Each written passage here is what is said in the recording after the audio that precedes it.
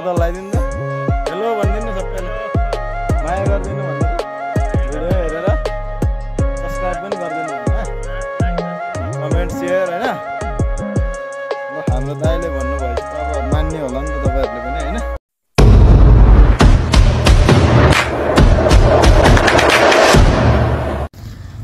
hello साथीहरु welcome to my new blog तपाईहरुलाई स्वागत छ हाम्रो नयाँ ब्लगमा हैन आज चाहिँ हामी नुवाकोटको यो खोलामा माछा मार्न आएको हैन माछा पनि भेट्यो अब एकछिन पछि चाहिँ अब माछा बगेर चाहिँ हामी लाग्ने हो हैन हाम्रो दाइ र म माछा हेर्दै छौं सट्ट लाएर हेर्नु है तपाईहरु पनि है आजको उपाधि चाहिँ सफलता चाहिँ हाम्रो यो है दिनभरिको माछा मार्यो पनि अब यसो यहाँ पम्पसम जलाएर पानी फालेर माछा मारौँ भनेको हाम्रो सम्धी पनि यहाँ पुरै बिजी हुनुहुन्छ सम्धी के साह्रो बिजी हो तपाईँ यार यस्तो बिजी नहुनु न यार यसो नुवाकोटतिर आएको बेला कहिले खोलातिर पनि पसेर माछा साछा मारेर हैन लोकल माछा ट्राई गरौँ भनेर चाहिँ हामी खोलातिर आएको लगभग माछा पनि मारिसक्यौँ अब चाहिँ फर्किनु पर्ला भनेर चाहिँ हामी यहाँ सल्लाह गर्दैछौँ ओ दाइ कहाँ जानुभयो हाम्रो बलराम दाइ चाहिँ उता जानुभएको थियो है आउँदै हुनुहुन्छ ल गएर पानी खोज्नु जानुभएको थियो पानी भेटिएन छ दाइ यत्तिकै फर्किँदै हुनुहुन्छ अनि दाइ पानी भेटिएन तेरो यार मर्ने भयो त आज त पानी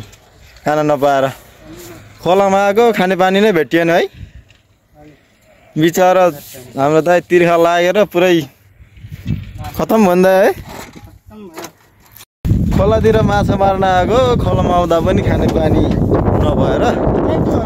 एकदम दुःख भयो क्या हामीलाई चाहिँ खाने पानी नपाएर हैन फेरि खोला अलिक नभइरहे पानी खान हुन्थ्यो अब पसलतिर गएर खाजा खाएर जान्छ होला हैन के खाजा खाने सम्झे के खाजा खाने हो अब खाजा खाएर फेरि हामी चाहिँ गएर माछा बनाएर फेरि हाम्रो यहाँ सम्झे पनि अलि मोटाउनु पर्ने छ क्या माछा खाएर अनि यता फेरि हाम्रो बलराम दाइ चाहिँ फेरि एकदम रमाइलो मान्छे क्या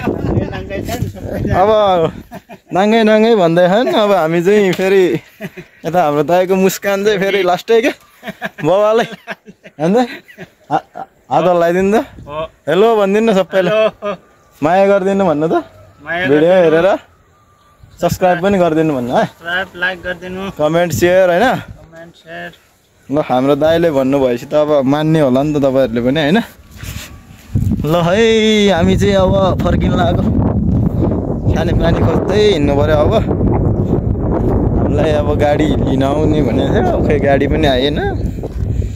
बस्दा बस्दा यहाँ खत्तम भइसक्यो खाएर